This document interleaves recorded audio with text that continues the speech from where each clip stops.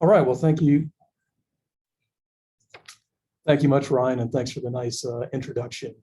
So I'm going to be talking today about Project Raijin, which, as Ryan said, is an effort to develop analysis tools for unstructured mesh data that arise from the geosciences. And this is an NSF EarthCube-funded effort. We're really just getting started, so this is going to be a pretty brief talk, but one of our goals is community engagement, and that's why I'm here today, to give you a little bit of introduction to Raijin and hopefully entice some of you to get involved with the project.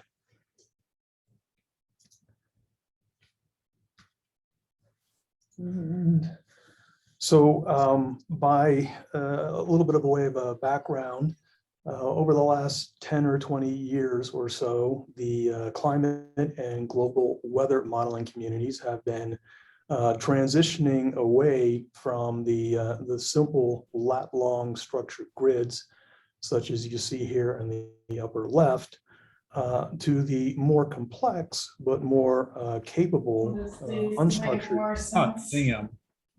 Yeah. Don, we actually don't see it. We still see your title slide. Okay. Let's see. Which one is green explicit? Let's try it again.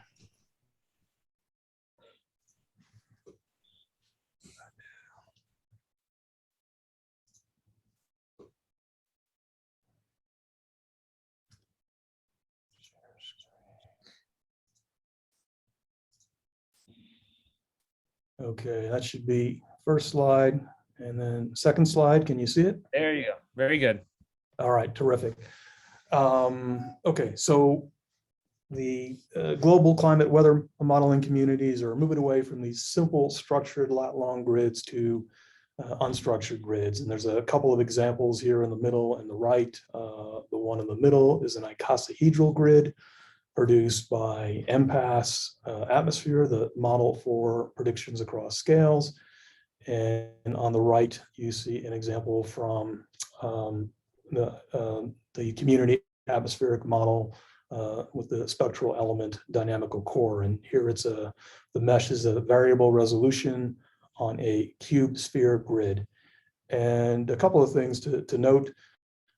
These unstructured grids come in a variety of forms. The MPAS grid, icosahedral grid, is primarily composed of hexagonal cells. The cube sphere grid is mostly made up of quadrilateral cells, and they can be adaptive. They can refine over different locations. So far more complex than the simple structured grids. The second thing to note is that the reason that we're transitioning to these unstructured meshes is because they're far more scalable than lat-long grids, and currently are capable of running at what is called global storm resolving model resolution, which is about a kilometer spacing. And that's an important stepping stone towards cloud resolving models, simulations that can resolve individual large clouds. So the problem that we're trying to address, well, there's a few things. First, there's no widely used convention for the storage of unstructured grid data. It's kind of the Wild West out there. Every different large modeling effort is storing their data in a different way. The one, maybe bright spot out here is the UGrid conventions, which some centers are starting to look at and potentially follow. There are few analysis codes or analysis tools that are capable of working directly on unstructured data. Typically, or quite often, what happens is the unstructured grid meshes have to be resampled to a structured mesh. And there's just numerous pitfalls with taking this approach. And then lastly, storm resolving models, by their definition, they're capable of producing lots and lots of data. And this further exacerbates the problems with the limited set of tools that are capable of operating directly on these meshes. So the goals of Project Raijin are pretty straightforward. First, to develop an extensible and scalable set of open source tools that are capable of performing fundamental analysis and visualization directly on unstructured grid model outputs at very high resolutions. And then secondly, to establish a community of user contributors that will contribute to the project and help extend it beyond the 3-year period of performance. And of the two of these, I would say the second goal is the more challenging. So there's lots of things that you might want to do with unstructured grid data as part of your analysis to kind of limit our scope and keep things focused on where we think will be the most bang for the buck. We have a number of driving use cases that we're targeting, and these will determine the capabilities that are developed at least initially under Project Raijin. So the first is dynamical core evaluation. Anytime you develop a new dynamical core, there's a pretty intensive set of validation mechanisms that are put into place to ensure correct behavior of the new core. Atmospheric blocking frequency is an important atmospheric phenomenon that emerges with chaotic atmospheric flow. And then the third use case is cyclonic storm analysis. So for example, Lagrangian evaluation of extreme weather events such as cyclones that are infrequent but are of great importance to society.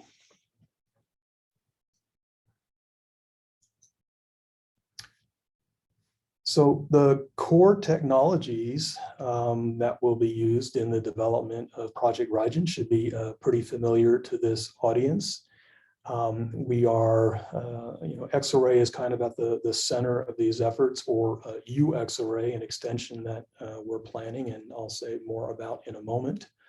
But Xarray will provide our data ingest capabilities, being the ability to read in various model formats and provide an internal representation for the unstructured data, as well as the connectivity information that is needed to understand the relationships between the cells that comprise an unstructured mesh.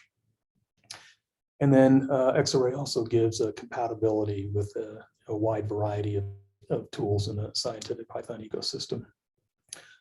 Dask for scalability, Jupyter Notebooks for documentation and examples. NCAR's GeoCat effort will be the umbrella for the products that are developed as part of Project Raijin. So that's where all of the packaging, distribution, and testing will be performed. And then, kind of at the center of everything is GitHub for software versioning and continuous integration and deployment, and of course, collaboration.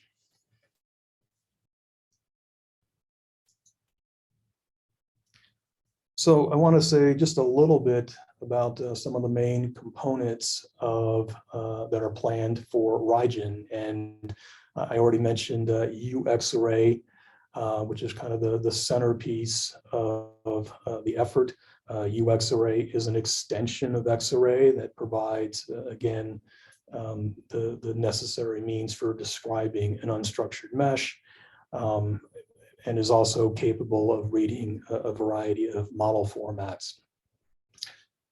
In addition to Xray, there's a collection or different classes of functions that you might want to apply to these Xray objects.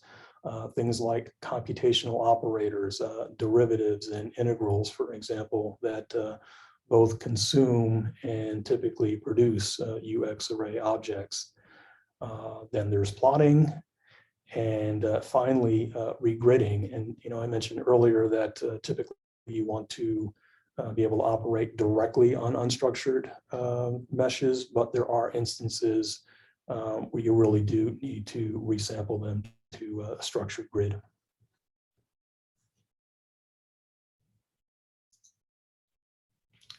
So current status, well, again, we really are just getting started. The project kicked off in just last month, but we've already identified a partnership that we're pretty excited about. A group at the DOE known as the SEATS effort. It's Argonne, UC Davis, and Lawrence Livermore have an active project that's just about as far along, that, among other things, will be adding UGrid output support to the DOE's E3SM model. So the DOE is collaborating with us on the development of Xray. We've put up a Xray repo. The URL is in the slide here, and I encourage you to check that out to find out more about Xray.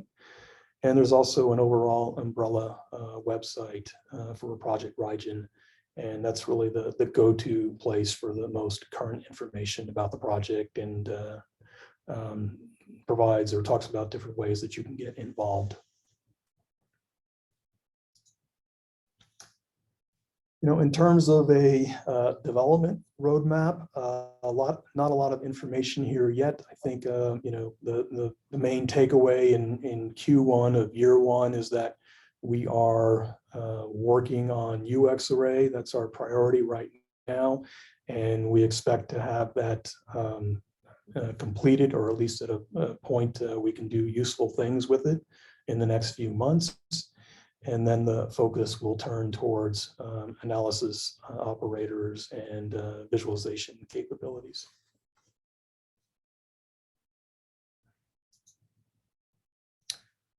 So I want to put in a plug and talk about one of the ways that you might think about getting students involved with the project.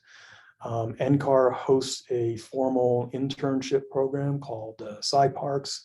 It's a 10-week paid program that runs every summer. It's open to undergrad and graduate students who are enrolled in US universities.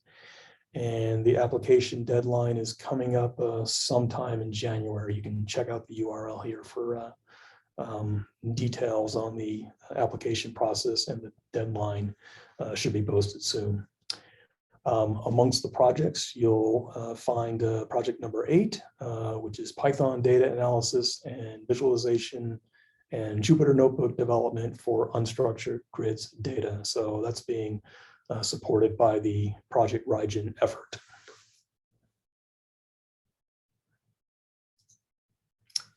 So again, and I think just to wrap up, we're really hopeful and looking to get the community engaged in a number of ways. There's different ways to reach out to us. Feel free to send us mail, start a discussion on our discussion board. If students have your students apply to the SciParks program, and again, find out all about the project and the many different ways that you might contribute from the Raijin website. So just some quick acknowledgements. EarthCube for funding this award. I also wanted to give a shout out to Philip Rudiger and James Bedner at Anaconda for helping us with some of the data shading, visualization, prototyping that we did. And our unfunded collaborators, Ryan Abernathy, Falco Jute, David Rantle, Nicholas Robert, and Bjorn Stevens. So I think I'll go back to the get involved slide that's got information about it's got the URL for the project, and take any questions at this time.